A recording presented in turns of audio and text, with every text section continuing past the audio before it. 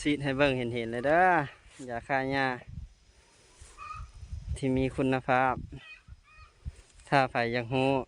1 ไลค์ 1 แชร์แล้วทักมาถามทางอินบ็อกซ์เด้อสิบอกซีดให้เห็นเป็นตัวจริงบ่ได้ว่าขายแต่ฮูปเด้อขายของนำซีดให้เห็นจ้าๆรถนี่ซีดปุ๊บเหี่ยวปั๊บตัวนี้ซีดมือวานตัวนี้ของแรงว่านนี่สูตรนี้สูตรเผาไหม้เด้อบ่เป็นอันตรายต่อสัตว์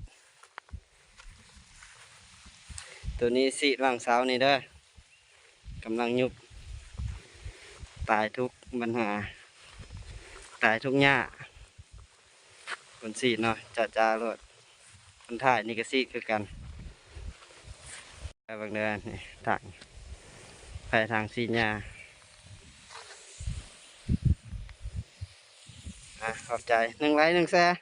สิบอกนั่นไผอยากรู้